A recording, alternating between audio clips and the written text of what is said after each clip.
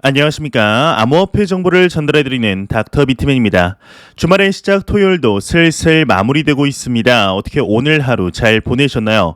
오늘은 하루 종일 날씨가 어두침침하며 조금은 답답한 듯한 날씨가 지속이 되었는데 그래도 암호화폐 시장의 경우는 어제 저녁부터 조금 반등한 가격을 잘 지켜주는 상황들이 보이고 있습니다. 이러한 시장 상황 속 정말 많은 소식들이 나오고 있는데요. 오늘 남은 시간도 잘 마무리하시길 바라면서 토요일에 마무리는 과연 어떠한 소식들이 반겨주게 될지 한번 보도록 하겠습니다. 최근 글로벌적으로 높아져가는 인플레이션 상황 속에서 미 연준의 경우는 인플레이션을 잡기 위해 더욱 매파적인 스탠스를 유지하고 있는 중이라는 것 여러분들도 잘 아시리라 생각이 듭니다. 여기서 말하는 매파적인 스탠스라는 것은 금리 인상의 기조를 보인다는 말인데요. 이 금리를 인상시켜 시중에 돌아다니는 돈줄을 조여서 인플레이션을 막겠다는 것이죠. 2주 전 목요일 회의록이 공개된 이후에 이제 암호화폐 시장을 포함한 전 자산 시장에 충격이 왔었는데 이틀 전에는 또한 미 연준의 부의장 지명자이죠. 레이얼 브레이너드가 또 한 번 인플레이션을 최우선 과제로 지명하면서 다시 한번 시장의 출렁거림을 볼 수가 있었습니다. 이러한 모습 속에서 이제 미국의 증시와 암호화폐 시장이 같이 움직이는 것 같다는 말씀을 드렸었는데 이는 느낌만이 아니었던 것 같습니다. 글로벌 경제 매체이죠. 블룸버그에서 하나의 소식이 나왔는데 2011년 이후에 주식시장과의 커플링이 최고치에 도달했다고 합니다. 이게 무슨 내용인지 같이 한번 보도록 하겠습니다. 비트코인과 나스닥 100일 상관 개수가 2011년 이후 최고치를 보이고 있다. 헤드라인이 장식이 되어 있습니다. 비트코인 그리고 나스닥 100의 100일 상관 개수가 현재 0.40으로 2011년 이후 최고치라고 블룸버그가 보도했다고 합니다. 바네크 디지털 자산 연구 책임자의 경우는 비트코인은 나스닥 기타 기술주와 비교적 높은 상관관계를 보이는 일반적인 단기 패턴을 따르고 있다고 설명을 하였는데요. 실제로 암호화폐와 기술주는 연준의 매파적인 스탠스에 영향을 받아 이번 주 내내 하방 압력을 받았죠. 클락타워 그룹 수석 전략가의 경우에도 비트코인은 고베타 위험 자산이다. 연준이 점점 더 매파적이 되고 있는 환경에서 투자자들이 고베타 위험 자산을 보유하고 싶어하지 않아 할 것이라고 설명을 했었는데 이 미라클 마일 어드바이저의 시니어 어드바이저의 경우에는 암호화폐가 기술주와 높은 상관관계를 계속해서 가져간다면 암호화폐는 해지 수단으로서 매력을 잃을 수 있다. 이미 이러한 현상을 보기 시작하고 있다 말했다고 합니다. 현재 이러한 움직임이 지속이 되고 있다는 것을 우리는 어떻게 해석을 해야 할까요? 현재 시간이 지날수록 이제 앞서 말씀드린 대로 인플레이션의 위협이 글로벌 경제 위기에서 최우선순위가 됨에 따라 암호화폐 시장을 포함한 자산 시장들이 압박을 받고 있죠. 이러한 압박을 우리는 외부적인 요인이라고 합니다. 전 자산 시장에 영향을 주는 요인은 크게 두 가지로 나눌 수가 있습니다. 자산 가치의 근본적인 원인을 건드리는 내부적인 요인과 글로벌 경제 상황에 따라 가격의 등락폭에 영향을 주는 외부적인 요인, 즉 매크로적인 요인이죠. 자산 시장의 역사를 돌이켜 보았을 때 근본적인 가치를 건드리는 일들, 일련의 사건들이 벌어지게 되면 지속적으로 가격이 하락하며 떨어진 가치에 맞게 가격 또한 맞춰지게 됩니다.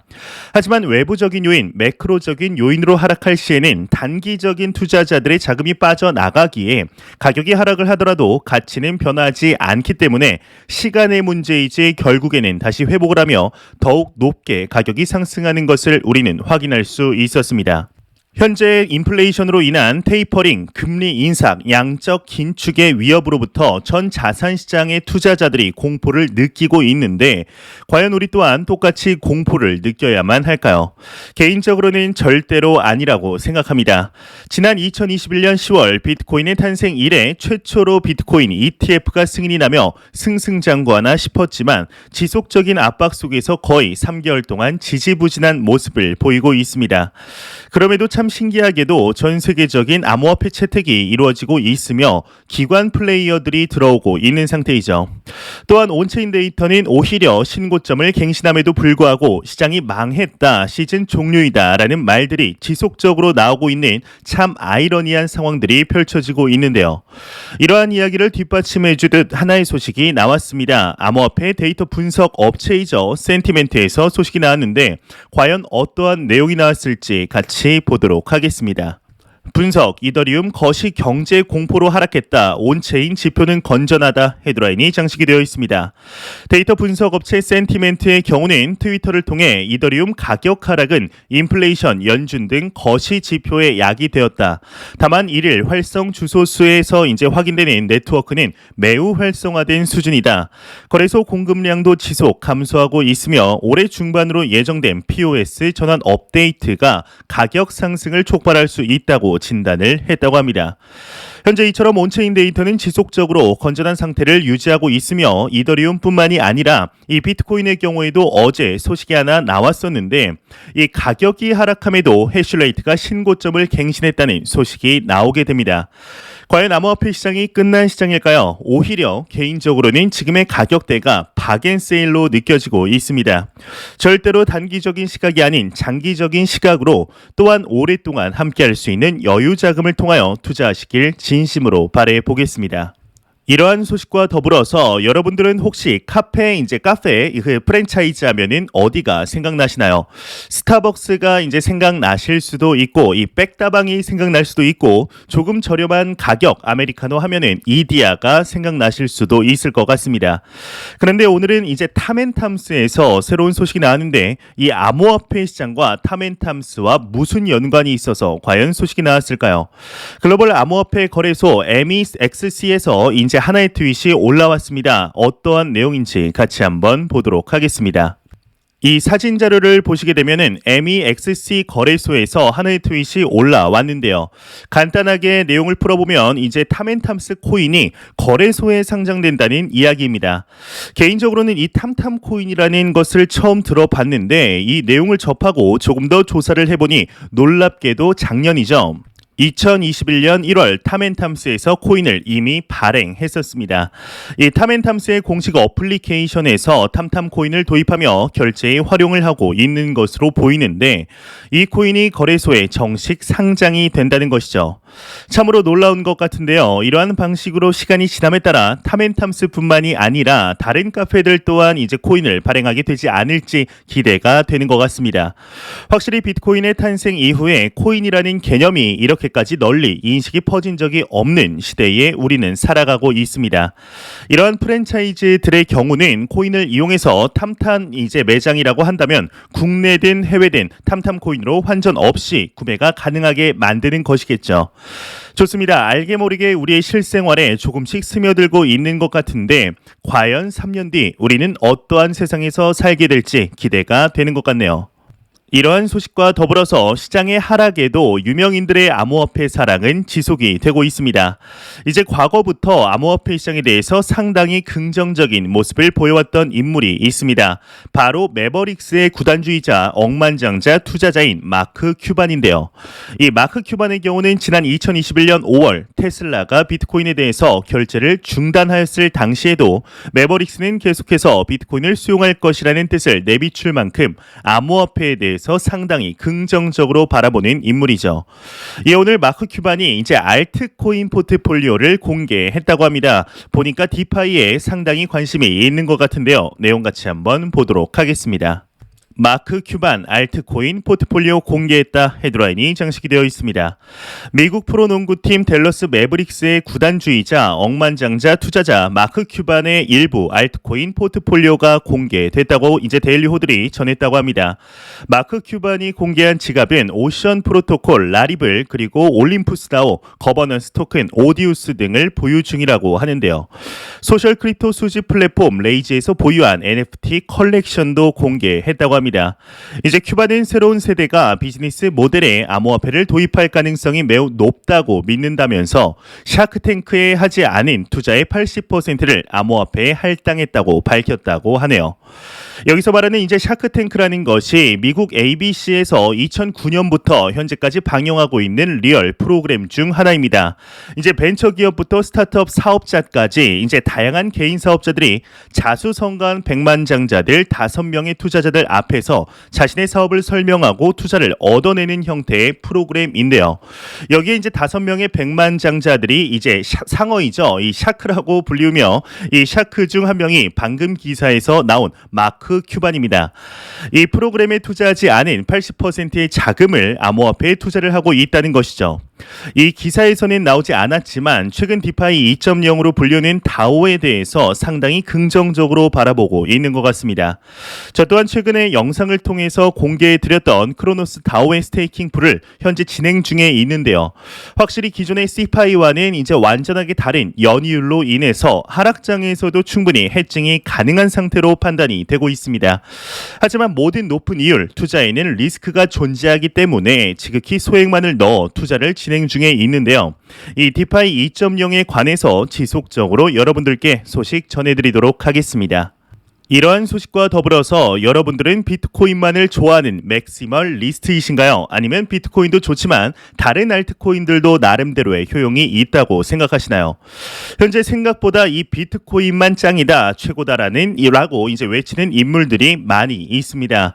이런 맥시멀리스트의 대표적인 인물이 있는데 바로 맥스 카이저라는 인물이죠. 일단 이름부터가 뭔가 좀 맥시멀리스트 느낌이 나는 건 저만의 생각일까요?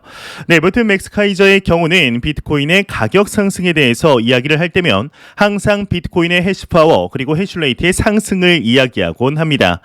예, 오늘 새로운 소식이 나왔는데 글로벌 G7 국가 간의 비트코인 해슐레이트 경쟁이 벌어질 것이라는 견해를 보였다고 합니다.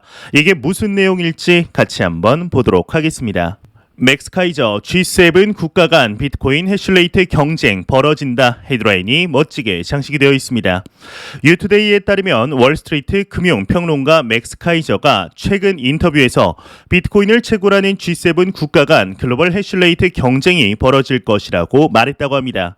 그는 G7이 비트코인을 축적 및 채굴하기 시작하면 우주 분야 경쟁 같은 일이 시작될 것이다. 이 시나리오가 실현될 확률은 100%라며 중국의 비트코인 채굴 금지 조치는 정말 어리석은 일이라고 설명을 했다고 합니다. 추가적으로 비트코인의 가격이 22만 달러를 돌파할 것으로 예측한다며 현재의 하락세는 특별히 걱정할 만한 일도 아니다라고 덧붙였다고 하네요. 이제 여기서 G7 국가의 경우는 미국, 일본, 독일, 영국, 프랑스, 캐나다, 이탈리아를 의미하게 됩니다. 현재 미국의 경우에는 지난 5월 중국의 비트코인 채굴 금지로 인하여 가장 큰 수혜를 받았던 국가로 반년 만에 이제 글로벌 해슐레이트의 35%를 차지하며 규모가 비교가 안 될 정도로 성장을 하였습니다. 아직까지는 이 외의 국가들에서 뚜렷한 이야기들이 나오지는 않고 있지만 채굴 사업으로 인한 자국 경제의 이득을 수많은 국가들이 뚜렷하게 인지를 하고는 있지 않은 듯 보이죠. 하지만 시간이 지남에 따라서 암호화폐 채굴이 자국 경제에 막대한 이익을 가져다 준다는 이제 사실을 깨닫게 된다면 맥스 카이저의 이야기가 그저 허황된 이야기만은 아니라고 생각이 드는데요. 그런 면에서 중국의 경우는 지난 5월 한 번의 선택으로 천문학적인 손실을 보고 있는 중에 있습니다.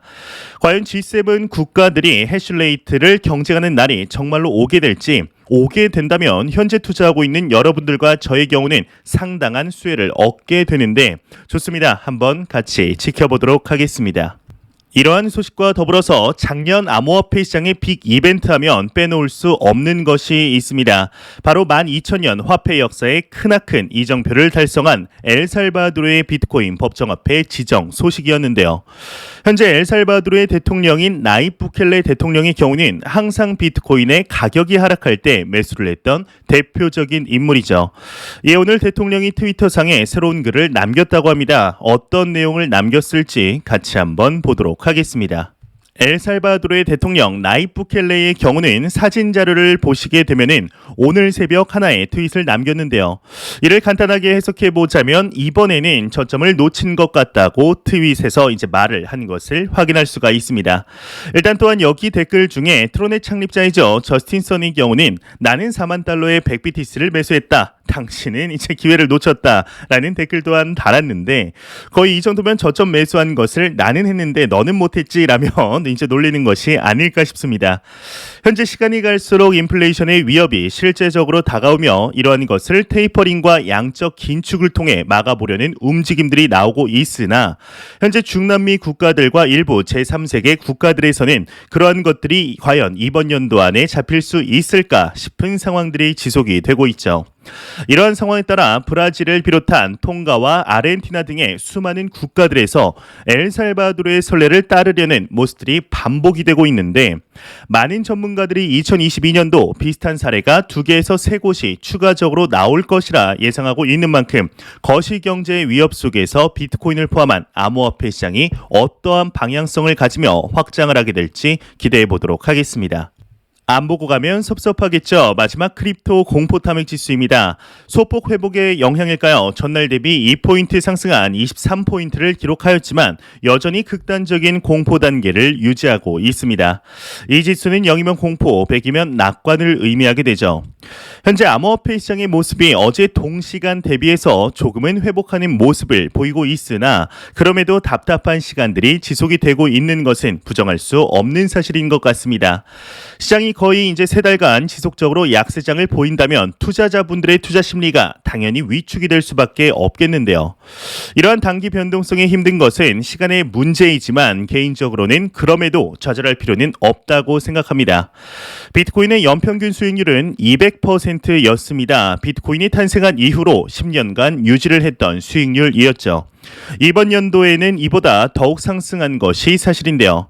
혹자는 그럽니다. 지금까지 200%를 잘 유지를 했지만 앞으로는 그러지 못하는 것 아니냐. 지금의 비트코인의 가격이 얼마나 비싼데 앞으로도 200%가 말이 되냐라고 말이죠. 참 그럴싸해 보입니다. 비트코인이 200만 원일 때, 500만 원일 때, 1000만 원일 때는 상대적으로 가벼워 보이니 그땐 그럴 수 있어도 앞으로는 어려워 보일 수 있겠죠. 하지만 그때 당시에는 그러한 생각을 하지 않았을까요? 똑같았습니다. 비트코인이 100만 원일 때는 너무나 비싸다는 이야기들이 팽배했으며 무슨 데이터 쪼가리를 이제 100만 원이나 주고 사냐 미친 것 아니냐라는 이야기들이 지금보다 더욱 팽배했었습니다. 500만 원일 때도 1000만 원일 때도 2000만 원일 때도 그러한 이야기들은 계속해서 나왔었습니다. 과거에 비해서 이제 암호화폐 시장이 성장한 것은 사실이나 글로벌 자산 시장과 비교해 보았을 때 아직 3%도 안 되는 시장임을 잊지 않으셔야 됩니다. 우리가 암호화폐 시장에 투자를 하고 있다고 해서 대부분의 사람들이 이 시장을 좋게 본다는 착각에서 벗어나야 합니다. 우리나라만 하더라도 현재 암호화폐 시장에 투자를 하는 사람들 10명 중에 2명 정도밖에 되지 않으며 그중에 정말 암호화폐 시장의 가치를 믿고 장기적으로 투자를 하는 사람들은 10명 중에 1명도 될까 말까입니다. 현재 이 시장에 투자를 하는 투자자들 중에서도 그저 도박으로 생각하는 사람들이 많기 때문인데요. 그렇기에 이러한 과도기적인 시점에 투자를 하는 우리에게는 이보다 더 좋은 기회는 없다고 생각을 합니다. 제가 항상 인생이 몇 없는 기회라고 말씀을 드리는 것은 정말로 그러한 기회라고 생각을 하기 때문인데요. 지금의 비트코인의 시가총액, 암호화폐 시장의 시가총액은 전혀 의미가 없으며 우리의 현재 자산은 시간이 지날수록 기하급수적으로 늘어날 것으로 생각을 하고 있습니다. 현재 거시경제적인 상황들을 보았을 때 여러분들도 아시다시피 인플레이션의 위협은 시간이 지날수록 더욱 강화되고 있으며 기관 투자자들과 고액 자산가들은 이를 깨닫고 가치 저장의 수단으로서 새로운 자산을 찾기 위해 온 힘을 다하고 있는 중입니다. 이에 현재 우리가 투자하고 있는 비트코인을 선택하고 있는 중이죠. 또한 이뿐 아니라 일반 국민들 또한 인플레이션의 위협으로부터 투자에 대한 생각이 바뀌고 있으며 암호화폐 시장에 대한 관심도도 높아지고 있는 중인데요. 연평균 수익률 200%라고 한다면 1년에 3배씩 자산의 성장이 이루어진다는 것인데 이는 앞으로의 10년 동안도 유효할 것으로 보고 있습니다. 단순 전통 해치 자산인 금의 자금만 흡수할 것이 아니기 때문인데요. 이러한 자산의 성장 속에서 우리는 더욱 중요시해야 할 것이 있습니다. 바로 자본이 성장하는 만큼 자산에 대한 이해도와 투자에 대한 이해도 그리고 돈의 각각의 성질 등을 다방면으로 금융 지식들이 성장을 같이 해야 한다는 것이죠. 또한 지금의 투자 방법이 지금의 자산의 10배, 100배가 되었을 때도 유지가 될 수 있는지 그게 아니라면 자산이 이제 성장함에 따라 자산별로 투자 전략이 있는가를 점검해 봐야 한다고 생각합니다. 이러한 것은 하루아침에 얻을 수가 있는 것이 아니기 때문에 평소에도 항상 생각하며 준비가 되어 있어야 하는데요. 절대로 돈만 많다고 부자가 아니며 돈만 많다고 경제적 자유에 도달할 수 없다는 사실 잊지 않으셨으면 좋겠습니다. 제가 준비해온 소식은 여기까지입니다. 영상이 도움이 되셨다면 구독과 좋아요 그리고 광고 한 편만 처음부터 끝까지 시청 부탁드립니다. 이 채널은 오직 광고 수익으로 운영이 되게 됩니다. 항상 영상 시청해 주시는 시청자분들, 구독자분들 너무나 감사드립니다. 오늘 남은 시간도 잘 마무리하시길 바라면서 저는 더욱 도움이 되는 영상으로 내일 아침 찾아뵙도록 하겠습니다. 지금까지 닥터 비트맨이었습니다. 감사합니다.